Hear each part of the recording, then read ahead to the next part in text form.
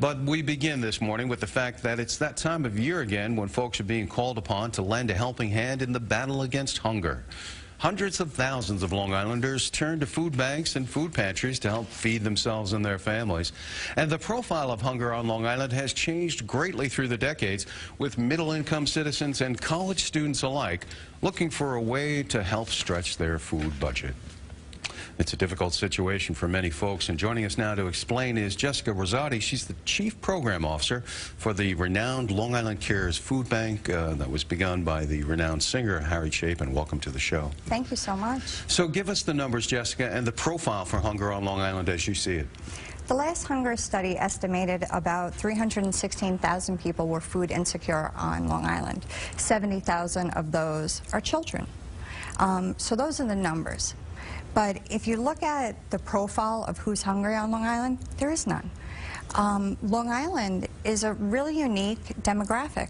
We have people who are very well-to-do. They're middle-class, working-class families, but they're struggling. They're struggling to meet their basic needs. Yeah, I remember interviewing one woman who said, well, every year I used to be someone who came and donated turkeys and brought canned goods, and now I'm here standing in line. We hear that a lot, unfortunately. Yeah, and that just shows you, I mean, of course, we all know the tremendous high cost of living here, Absolutely. property taxes. The wages look good on paper, but there's so many ways that it disappears so quickly.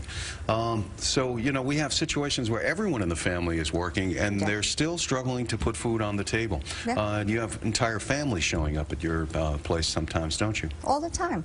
You know, Long Island Cares is a food bank for Long Island, so we support a network of food pantries and soup kitchens with emergency food.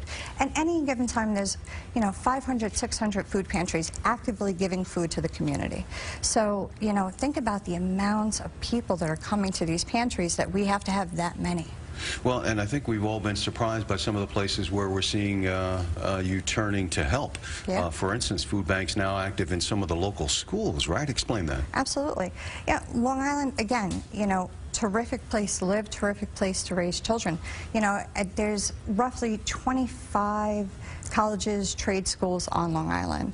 They're, in my opinion, I think all of them should offer some type of pantry because we're commuting students. Students are coming from all different areas to come. They live, they're going to school. But yet, there are one college, one university that actively have a pantry that we've mentored on, and that's Stony Brook and Nassau Community College. Yeah, we'll talk about that as well, because I wanted to get to that as well, because it's not just the kids that don't have it, or some folks who maybe come from low-income families. A lot of people, when they heard that it was in the schools, they were saying, wait a minute, don't we have a free lunch program, and aren't public schools supported by the taxpayers? Why are kids in schools having to turn to food pantries to get enough to eat? A number of different reasons. Long Island has, oh gosh, I think it's about 127 school districts. So that's just mind-boggling to begin with, that there's that many. We actually piloted a program 2 years ago with the Brentwood School District. That's the largest school district on Long Island. What do you provide then? Well, they have over 18,000 students. Number one. They have a 70% rate of students currently receiving free or reduced lunch. That's a huge number, if you think about that. And we knew that, these are families that are going home. These are kids that are going home. They don't have access to nutritious meals. And, how, as the food bank, could we work with the school district to make sure that those families had access? Because this is a district of a very diverse area. Families, many of which may not be legal citizens. Well, you mentioned the colleges, and we did stories not too long ago on Nassau Community College opening its food pantry and talking about the many students that come there. We saw just this week protests across the country about the cost of tuition, and a lot of the students saying, I can't afford to feed myself. And it all ties into this fact that the cost of maybe living at a dorm, paying for your tuition, transportation, the inability maybe to work and make some money because you got to go to school. The last thing they look to give themselves is something to eat.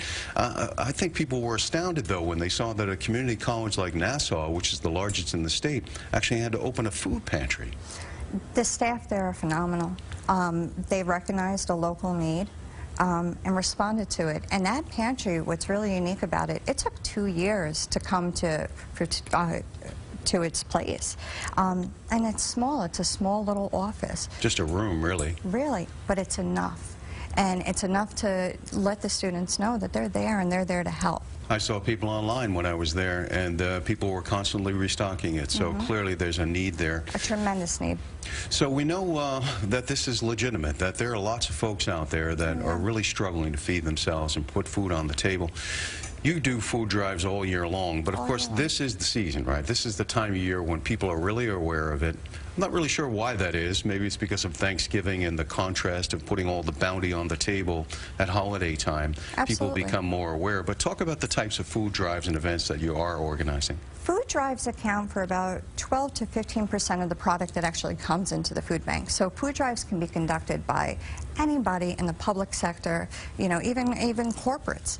And food drives year-round are necessary to help the food bank support their agencies and support the community. But, you know, what's interesting is, you know, Long Island Cares, yes, we're a food bank, we supply food, but it goes beyond the needs of food. So food drives include personal product, pet food, school supplies. So these are all things you could donate. How could Absolutely. people make those donations? Do they come to your place? Where do they make? Where do they drop off the food? Every month we update our website with under our food locator of places to drop off food. And they're across Long Island. There are places on Long Island, many of the libraries host year-round food drives. And where what you is can your drop website, off. Long Island Cares? www.licares.org. licares.org. licares.org. That's an easy one. Well, we want to thank you for the amazing work you guys do, so because much. you're helping to save lives when you really come down. It's our pleasure. We're all Long Islanders. And we all have a hand in it, so we can all do our part. Jessica Rosati, Chief Program Officer for Long Island Cares, thanks so much. I'm sure lots of folks are going to answer the call. Thank you so much.